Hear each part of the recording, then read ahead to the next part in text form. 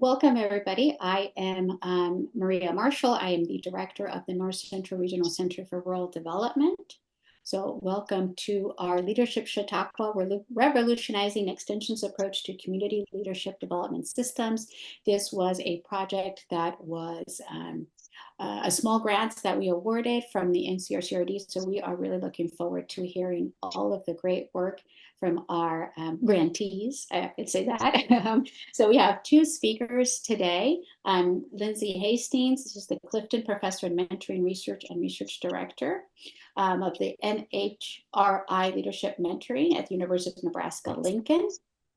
And Jordan Rasmussen, Rural Prosperity Nebraska Extension Educator, also at the University of Nebraska-Lincoln. So I am looking forward to everything that you ladies have to say. So with that, I'll give it out to our presenters. Wonderful. Thanks, Maria. Well, we are really excited to share about this Leadership Chautauqua, which was essentially a think tank event on community leadership development. We're so thankful to NCRCRD for the opportunity to put on the event itself and then to share with you all about this today. Please know that we love dialogue and discussion. We love questions. And Jordan and I are of the same philosophy that we don't believe in super lengthy presentations. So please know that we love your engagement in this process, and you're not bothering us if you have a question or if there are things that you want to talk about throughout this presentation. Okay, so the Leadership Chautauqua event, as I mentioned, was essentially a think tank event on community leadership development. It was held in November in Kearney, Nebraska, although we had participants from both Nebraska and Iowa. So you may be asking yourself, what's a Chautauqua? And actually, a huge thanks to Mary Emery for helping us think about and dream about this think tank event using this notion of Chautauqua. It's really inspired after the first Chautauqua site in 1874 with the idea that we want to bring together diverse perspectives for dialogue and debate. And so again, we wanted to bring together diverse perspectives for dialogue and debate around community leadership development. We were noticing some trends going on societally that were particularly impacted by community leadership development. And so we really wanted to have this very robust dialogue about how we might revolutionize our approach to community leadership development to impact those trends that we'll talk about here in a little bit. This was the working team. It brought together faculty, extension educators, graduate students, Nebraska Community Foundation, our friends at the Heartland Center for Leadership Development, Iowa State as well. Okay, so we were noticing some trends leading up to this Leadership Chautauqua event that really became the impetus for why this event happened in the first place. So a couple of things that we were noticing. One was this transfer of wealth, which many of you are likely very familiar with, right? That the U.S. is poised to experience one of the largest wealth transfers in its history, as evidenced by 75 trillion predicted to transfer before 2060. But what we were noticing was that this transfer was not just limited to wealth. We were also seeing from Bureau of Labor Statistics data that over 50% of management occupations are currently being held by individuals age 45 and older. So not only are we going to transfer 75 trillion, but we're also going to transfer over half of all management occupations. And we were realizing that these two transfers could disproportionately affect rural communities, especially in rural communities, right, where for every one person, there's 3 leadership roles. So we wanted to really think about these two transfer phenomena from a community leadership perspective. The other thing that we had been seeing in the community leadership development research is that decades and decades of research on community leadership development was really only demonstrating impacts at the individual level. There were a few studies that tried to model individual change out to community change. But when that happened, the statistical models tended to fall apart. So we were just seeing over decades of research on community leadership development that it was really only showing gains at the individual level, despite community leadership development's desired impact at the community level. And there are a variety of reasons for that.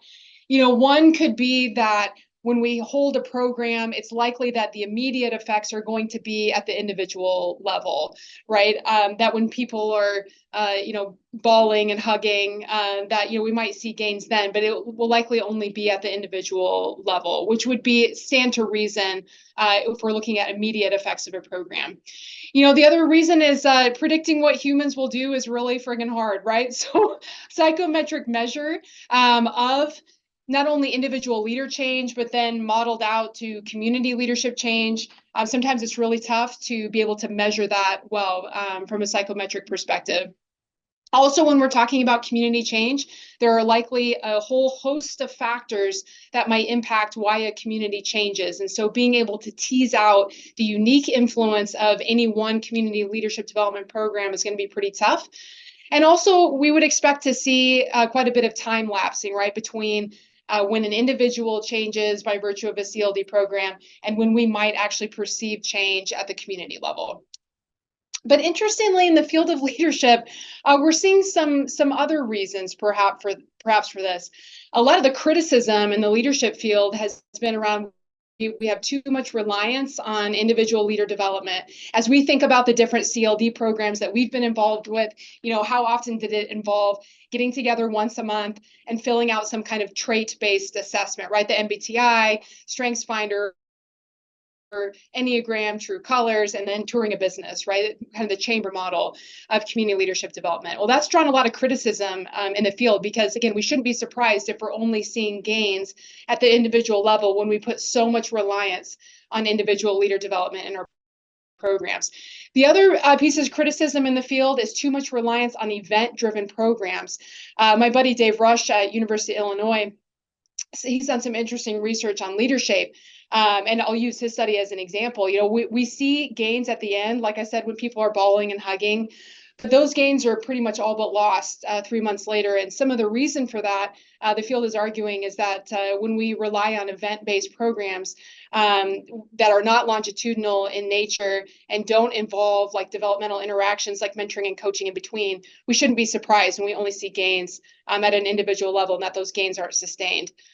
Some other criticism is around focusing on variables that don't develop, like we talked about with personality, and also leadership development programs having too much reliance on any one leadership theory, right? People love servant leadership or transformational leadership. And so then every program becomes about those theories, regardless of whether or not that theory actually matches the needs. And so in community leadership development, it hasn't been immune to these criticisms. So these were the things that were swirling around that we realized we really want to have this like think tank moment on community leadership development to think through how we might revolutionize our approach. Because what we were noticing is that with reliance on individual leader development, only showing gains at that level, that we're really failing to document our intended results from community leadership development work. We're failing to show that change at the community level, which is ultimately what we desire with community leadership development efforts. And when we did our own research on community leadership development programs, Sean Caskey did kind of a state of the state on CLD programs within our region and was seeing very similar things. There was this heavy reliance on human capital and social capital in particular, but that it still followed that kind of chamber model of once a month, we do trait-based work, tour a business, but we're not showing the gains that we want at the community level. So that's what led up to the Leadership Chautauqua. So our goal was to bring together that diverse dialogue and debate. So bringing together peer networks of community leaders to really understand the sort of dimension and structure of community leadership. So thinking beyond just programs and understanding, and really thanks to Mary for this line, she said, we have to make visible the invisible structures that either facilitate or hinder community leadership development and its succession. So I'll give you a little sense of how it worked, and then Jordan will go into the meat of the discussion, what happened as a result of the day. So I'm sure many of you have been in this position as well, where you have to prepare an event that tackles a very complex topic. And we knew that trying to do this think tank idea on a complex phenomenon like community leadership, we couldn't just make it open season, because we knew then there would be lots of talking, lots of words, but not a lot of progress. So we had to think creatively about, okay, how do we create the most productive environment for think tank work? And so where we landed as a working team on the facilitation approach is that we wanted to have this harmonious balance and cycle of information, reflection, discussion, rinse and repeat.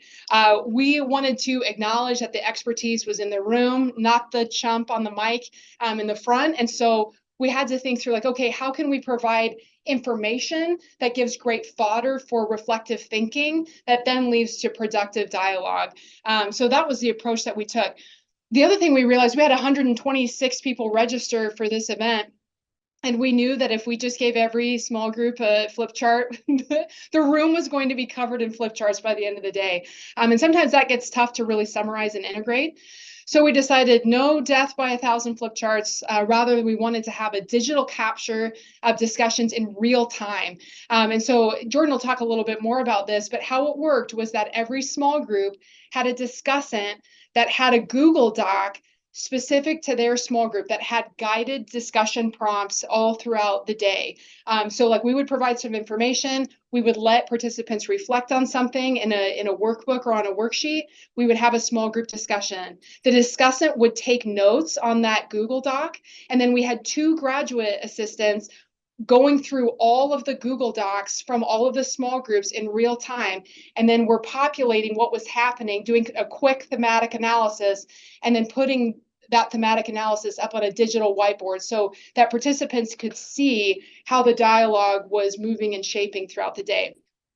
We also learned from our sort of needs assessment was that people who signed up to participate really wanted to meet new people as well. So we also changed up the small group makeup throughout the day. So here's a picture of that digital whiteboard, and this changed throughout the day. We had two screens dedicated to this digital whiteboard, and this was populated throughout the day. Jordan's going to take us through kind of the events of the day and how the dialogue was shaped over the day. So Jordan, I'll turn it over to you. Great, thanks, Lindsay. Yes, so we as Lindsay mentioned, we and kudos to the planning team for putting together these documents. They were very thoughtful questions that were put together. I know that there were a number of iterations that we went through to be able to get to these questions and to this place where it was a very engaging activity and event for participants and helped meet their needs as to what they were looking for coming into this. So as you can see here, these are some of the worksheets that we provided. So we started out with the community leadership map exercise, went through and walked through a leadership journey map, which I will note was an uncomfortable experience for many participants in the room, that reflection on those personal journeys, but something very much gained from that. And as Lindsay mentioned, as facilitators at each of those tables, we were feverishly taking notes and sharing those back with those grad students who were distilling that down, sharing quotes directly from the conversations, so that people were able to see what was going on in real time, see their quote, see their statement being shared with the group, and seeing how this was coming together that their thoughts and opinions and views on community leadership development were helping shape what was being shared with the larger group. So we can move to the next slide, Lindsay. So as a result, or coming out of that community leadership mapping exercise, a number of assets and challenges were identified in those local communities. As for many of us that work in the field in our rural communities across the United States and the Midwest, the value of people came forward very evidently, and that the programs and those community leadership development programs are focused on people, not necessarily the resources that go into it, but helping develop those individuals. But however, again, there are also those challenges that come forward in that human-centered focus there, and one of those is engaging that next generation, so that unwillingness at times to bring in the next generation of leaders to the table as well, and also those diverse folks to to the table, leadership table, not just the same 10 people that we often see. And then also community members that are not willing to participate in building their own community. So people that are not willing to make that investment of time. So also, as a result of, I believe we in this next exercise, bringing forward those strengths and struggles, as you saw on that digital whiteboard, we worked through that personal leadership journey map. And so some of the strengths and struggles that came forward were creating that safe space, again, very human focus there as well. And that communities can better serve the needs and wants and engage across the differences to build communities of the future. So there's opportunity there as well. Some of the struggles, again, resources tend to be a challenge, engaging younger folks in the conversations. But I guess some of the pieces that I wanted to lift up that came forward and things that we have been diving into as in the months following. Again, being respectful of younger generations, not wanting to commit or being protective of their time, being thoughtful about where they're investing their time. How to have dialogue and conversation with people. That has been an art that has been lost or hasn't been developed over the years. And so being able to bring that forward as an opportunity. Having a statewide, as a missing opportunity, not having a statewide catalog of CLD resources. So lots of people are trying to do this work, and again, not wanting to create a system where it's the leadership program looks the same from one community to the next, but having those, being able to build those pieces to meet the specific needs of a community in their leadership development journey. So and also one of the pieces that we've been exploring too is that those regional approaches, thinking about how do we do this beyond community boundaries, and similar to the way that we're thinking about economic development or workforce development in these spaces. So, can move to the next slide.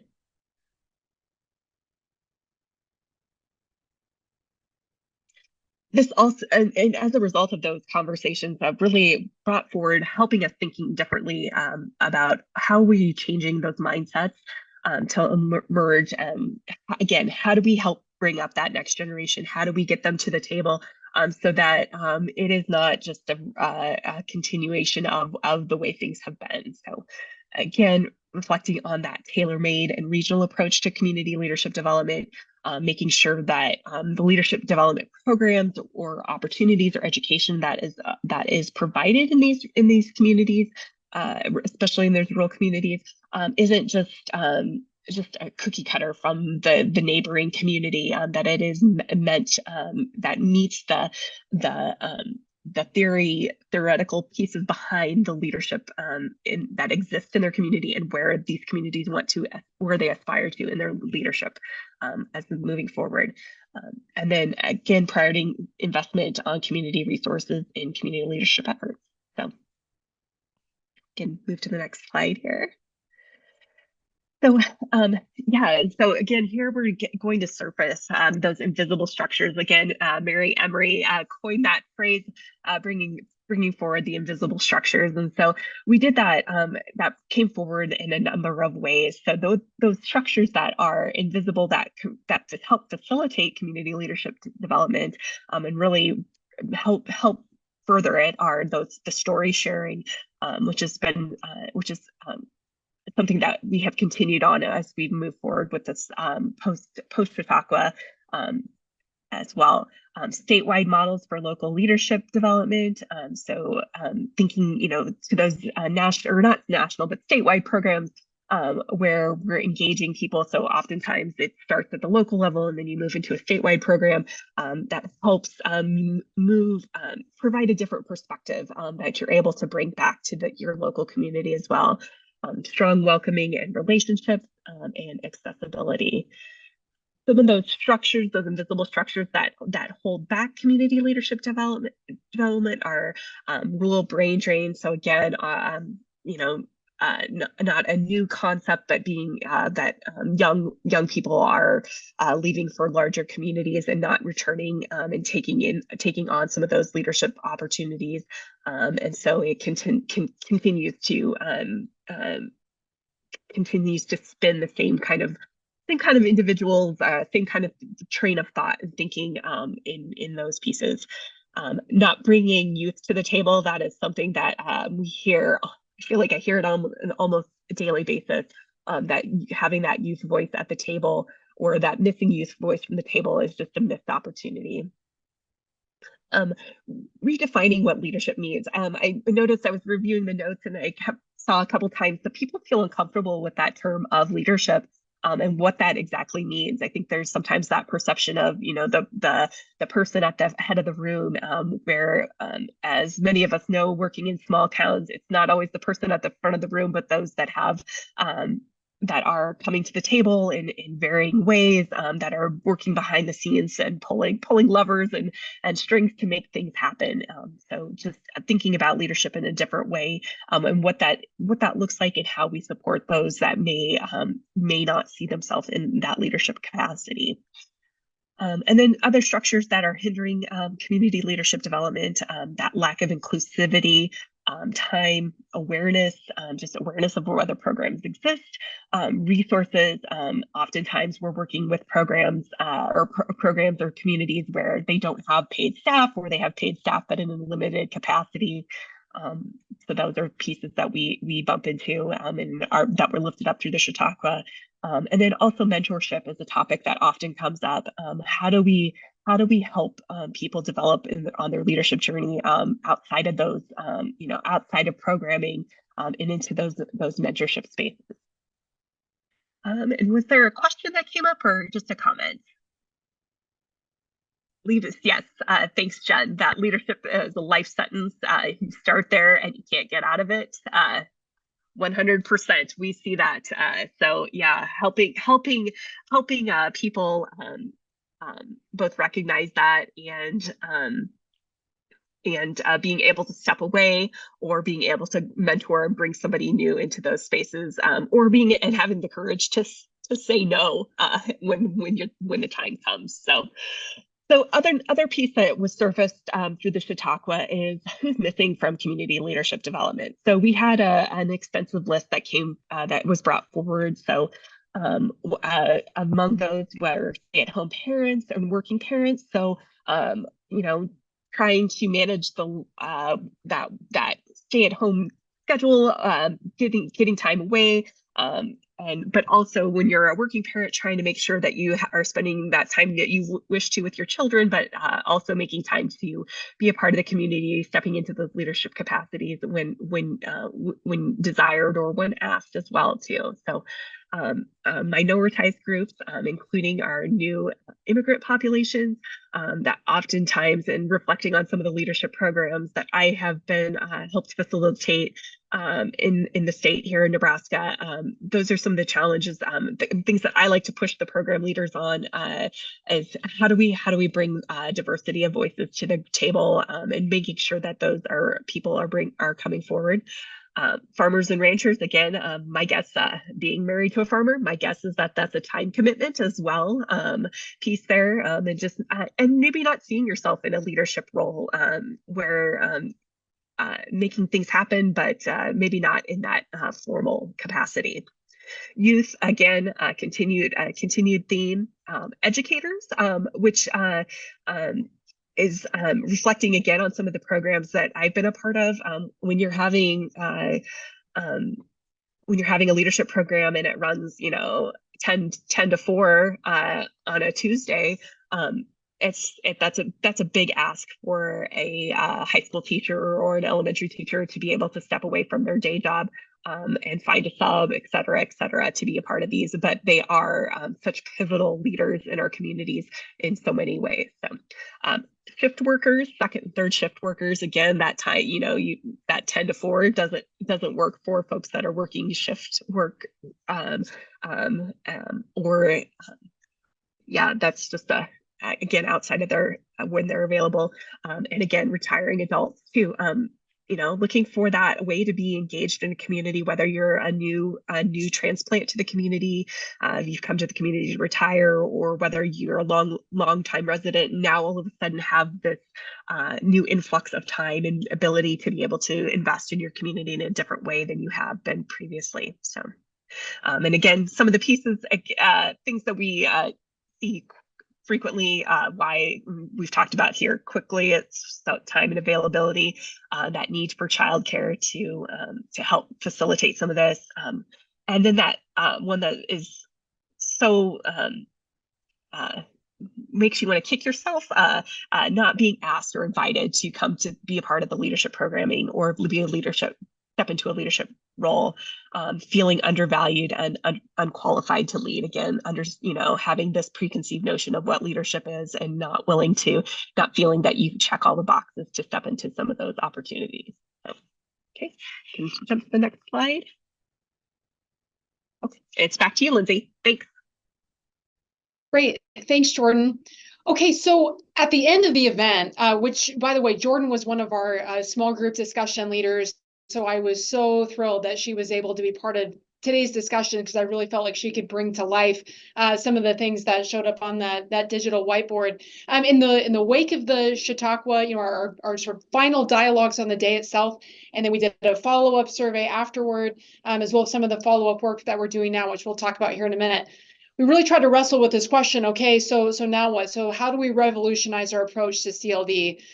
And we saw a couple of things that kept showing up over and over and over again. One was this notion of thinking about community leadership as a system, not a program. And so if we think about it as a system rather than a program, how might that shift our approach to how we do CLD? And what we felt like we heard over and over again was this notion of we want it to be tailor-made, because the CLD needs in Burwell, Nebraska are going to look different than Sydney, Nebraska, right? So this notion of having it tailor-made, not one size fits all, having it much more long-term. So getting away from the 3-day event or just the monthly seminar, thinking about longer-term approaches, extending beyond event-based, including developmental interactions in between. So for example, maybe we still get together once a month, but then we do mentoring and coaching in between. Those were some things that we felt like we heard over and over again. And certainly the other piece related to community leadership as systems rather than programs was this notion of okay, we've got to figure out and understand how to develop collective capacity. Ultimately, if we want to have impact at the community level, from CLD efforts, we've got to go beyond that reliance on individual leader development. So how do we go about developing collective capacities? So we're looking at things like shared leadership, distributed leadership, collective and relational leadership. The other thing that showed up over and over and over again in the Chautauqua itself, in the follow-up survey, in our follow-up work, what we have heard over and over and over again is that if we don't address the who's missing question, then we will have sort of lost the boat. We've missed the boat entirely. And so some of the dimensions to this discussion were around how can we name our implicit assumptions about what successful community leaders look like? And maybe we need to expand what has been perhaps a myopic view of what a community leader is. And Jordan talked about this earlier. Because if we continue to hold these implicit assumptions about what a successful community leader looks like, then there's going to be this whole group of people who feel like they automatically disqualify. They don't fit the prototype, so they don't qualify to be a community leader. So how can we expand what it means and what it looks like? And one of you mentioned this in the chat, expanding our definition of leadership and what it means to be a successful community leader. The other thing that we have heard over and over and over again is we've got to figure out access. How do we improve access? How can we be intentional about invitations? Jordan talked about this earlier.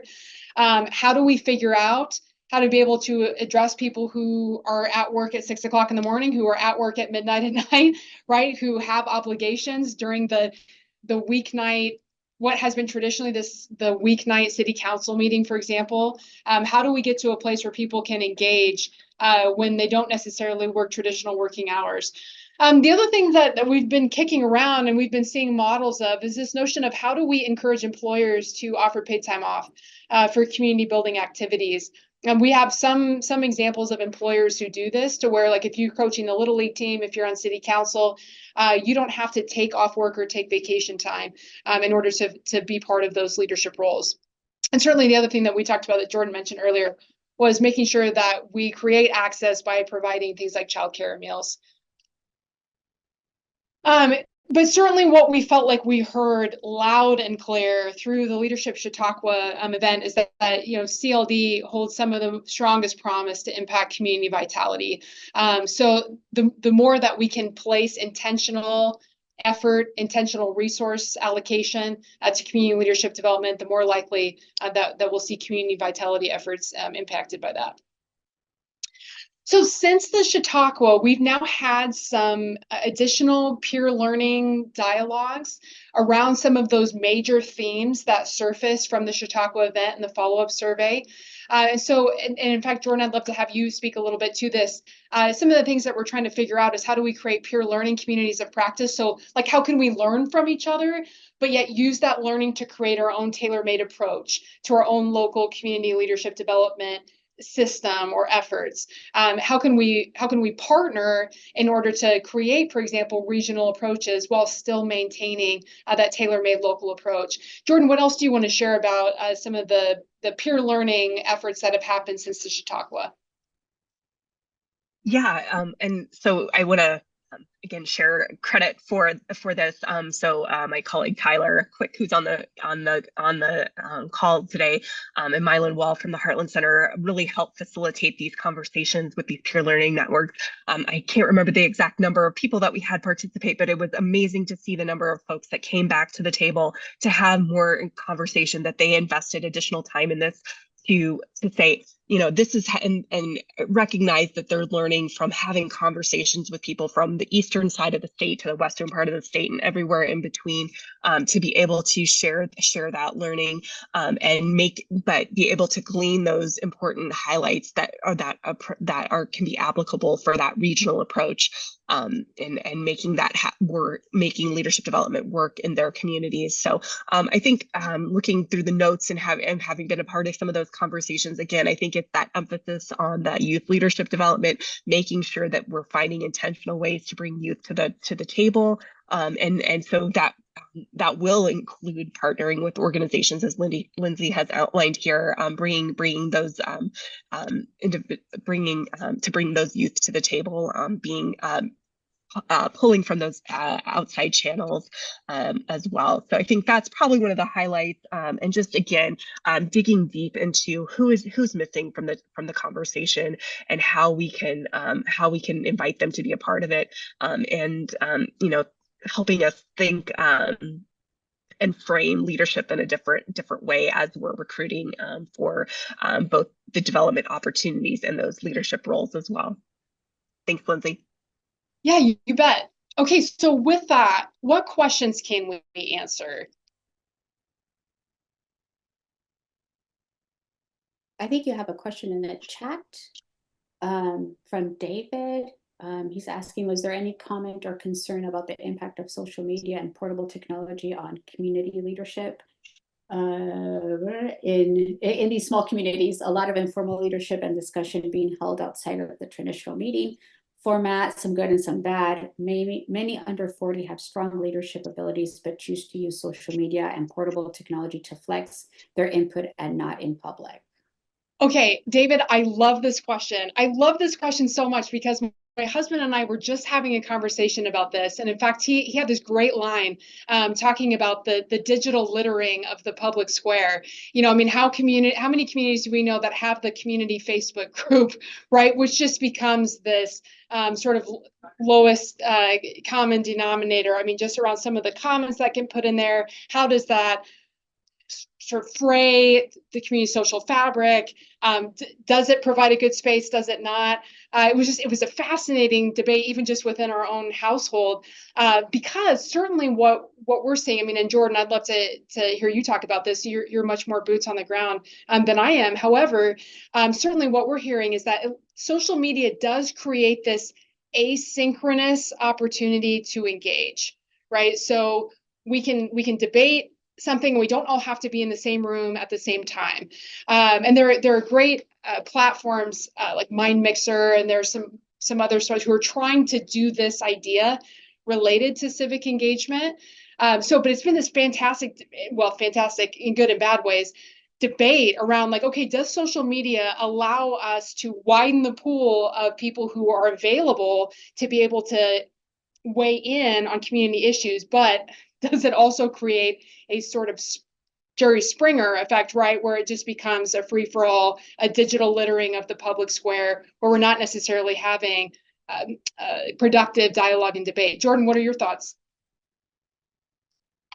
Yeah, and I guess this comes more from working in the field and not necessarily directly from the Chautauqua, but I think thinking um, and I'm thinking about some of the places where we have used social media as an engagement tool to try to bring bring input and thoughts to the table, but then being able to get people to actually show up and do the work is a challenge. And so yeah, I would agree that I don't have an answer for it, but I think yeah, those are the places where how do we translate this strong opinion or strong call to action that's happening on social media? How do we translate that into action in a productive way into to further a community forward? So great question and thought, David. Mm-hmm. What other questions can we answer? I have a question. So as we think about how do we decrease barriers for others to join and thinking about who we haven't invited, I think there's always this like, okay, so what do we do how do we find the people we didn't invite in? What do we do to actually make that step to invite those that haven't been invited before? Because I think in some ways we all like, oh, who's not at the table? But then, okay, what practical things can we do to bring them to the table, right? To actually get the different groups of people we need. Yeah, that's a great question, Maria. And Jordan, I can start here just in that we talked about this in one of those peer learning dialogues that just happened recently.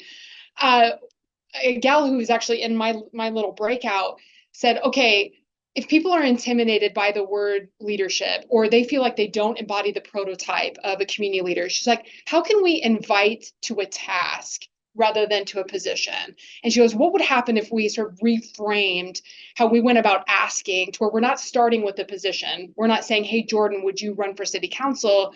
But rather, the first step is to ask Jordan to help me with a task related to a community project, and maybe that allows her to get her feet wet, doing some of this work, that maybe that reduces then the threshold of intimidation for her to then my second ask could then be about a leadership role. So you're asking a great question, because that was something that got brought up specifically in one of these peer learning dialogues. Jordan, what would you say?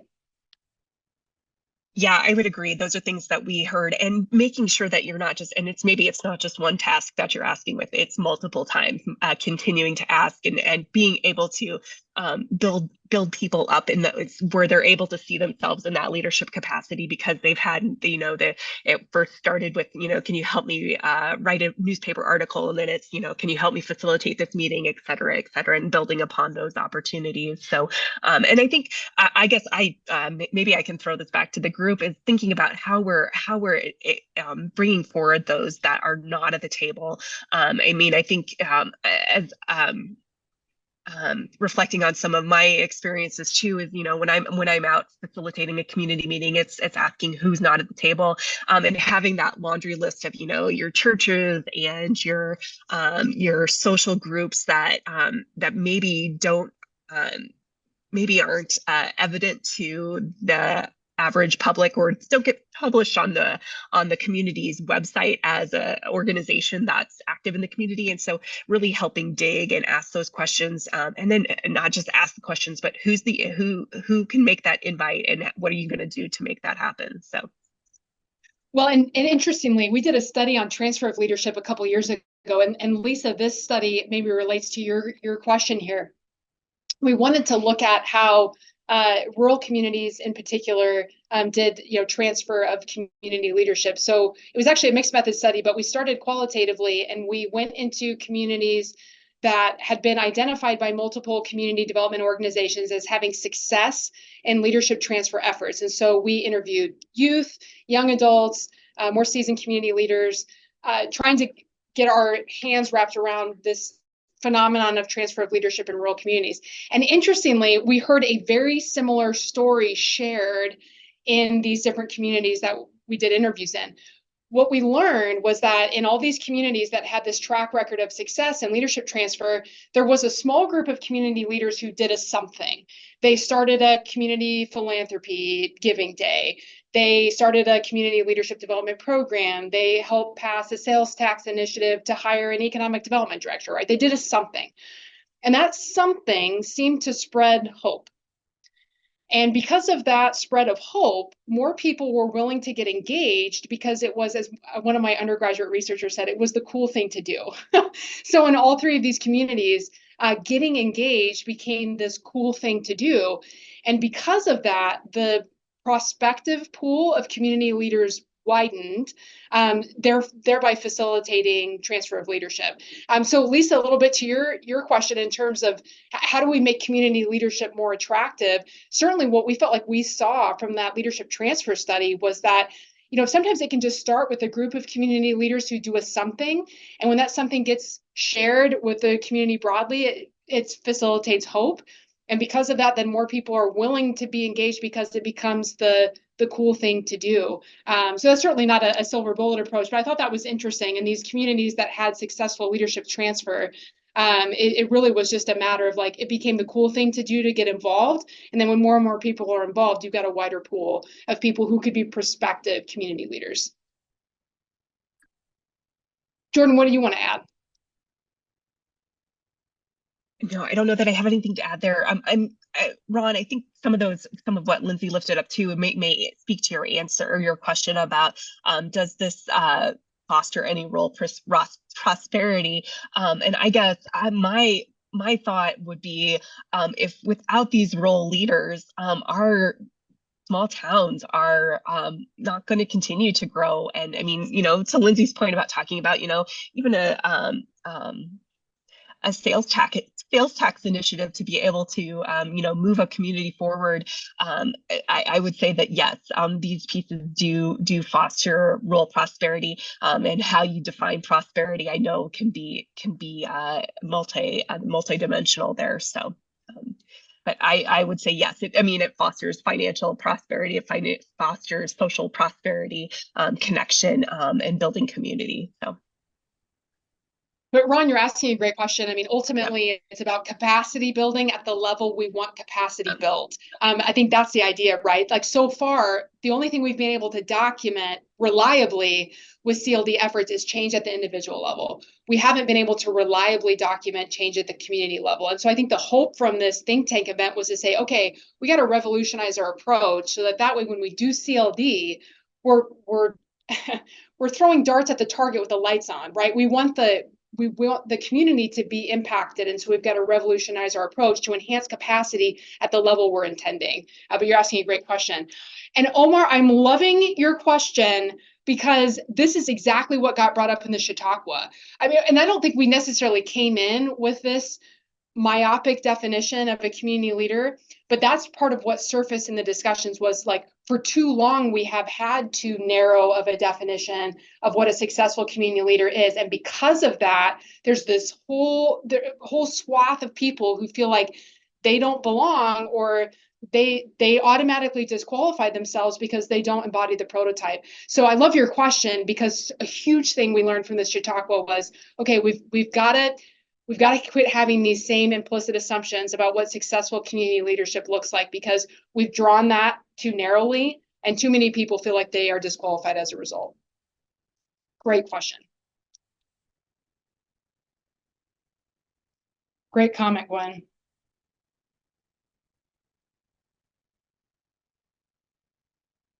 Well, and Maria, you guide us. I certainly don't want to keep people any longer than we need. Oh, we have a question from Hussein. Did I say that right? Hussein? Hello. Hi. Hello, how are you? Sorry, I just want to mention, I'm a postdoc researcher in Purdue Honors College, and recently we are starting to work on some internship with UNESCO. It is not figured out right now, but we are working with Penn State University and with my colleague in Honor College.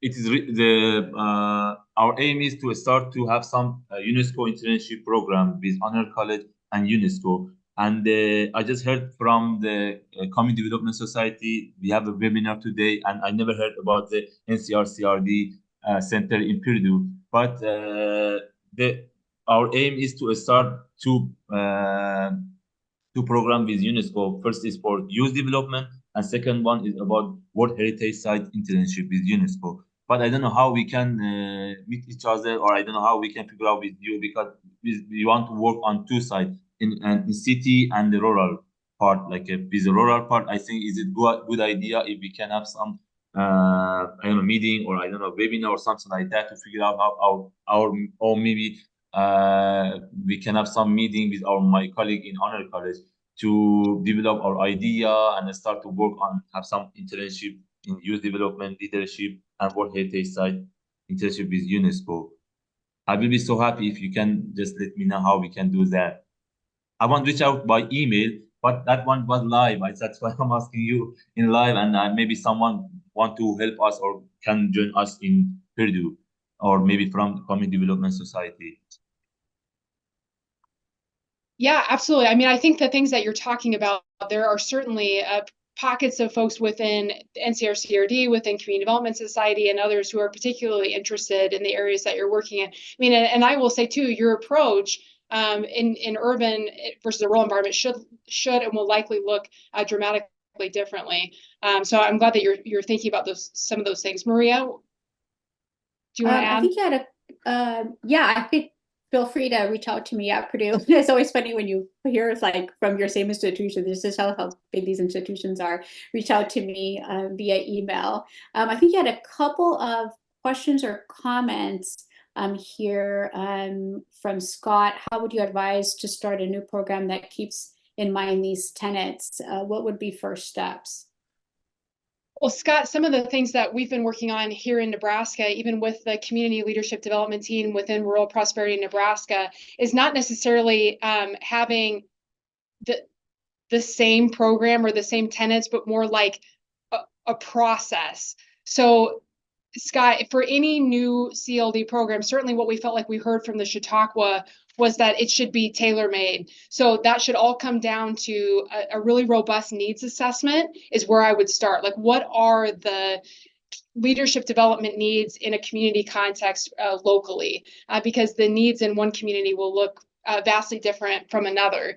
And then the things that we've been working on here locally is like, okay, once we assess the unique leadership development needs within a community, how can we undergird some of those needs with what we know in the leadership field, which I'm happy to help you with. So for example, some communities are focusing on things like adaptive leadership, whereas others are more undergirded by servant leadership needs.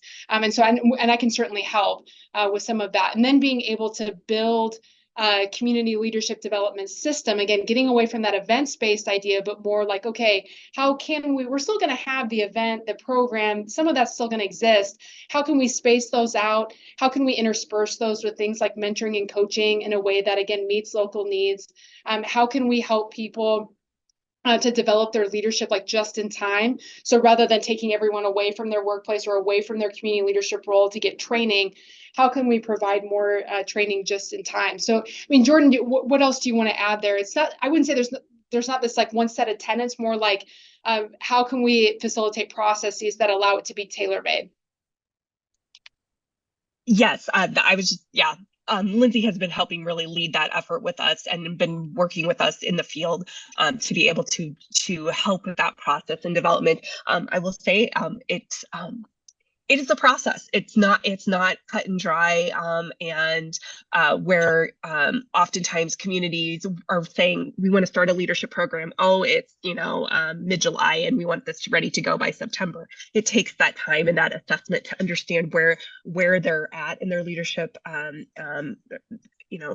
At that theoretical level and what they hope to gain and foster to be able to move it forward and not just keep the same traditional leadership models that are in place. So I think just being thoughtful about what it is that you're trying to accomplish in putting a program or I don't know what the alternative word to program is, but to bringing forward leadership development opportunities. Thanks, Jordan. And Alan, you're asking a great question here as well. Like, how do we develop a diverse group of leaders? My colleague next door, Gina Matkin, does some exceptional work in inclusive leadership, which has been wonderful for me to use as a frame, especially if I know I'm bringing together a highly diverse set of individuals. We need to have productivity in a certain area.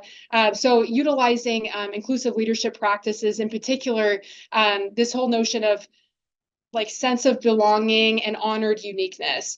So how can that be sort of a frame that we build to establishing norms within any group of diverse leaders? Like how can we work to honor unique perspective and also create shared belongingness? How do we all feel like we belong here?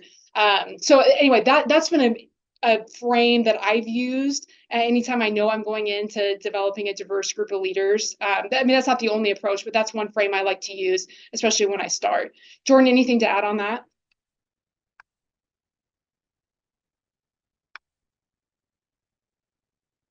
Great. Any more questions? This has been such a great discussion, this is a great way to end the webinars for the semester. So this has been fantastic. Any more? Well, and I will say too, call us, email us, stop by. This doesn't have to be the last time we talk about this. If you have unique issues you'd like to talk with us offline about, that's perfectly fine. Thanks, Maria. Sure, and I saw that Jordan put your emails in the chat, so grab those before you go. Well, everyone, again, thank you for joining us.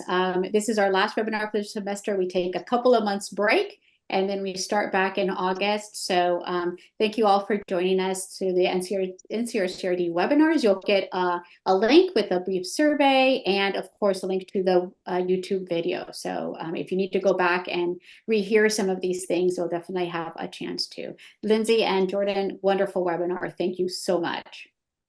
Thank you for the opportunity. Thank you, Maria.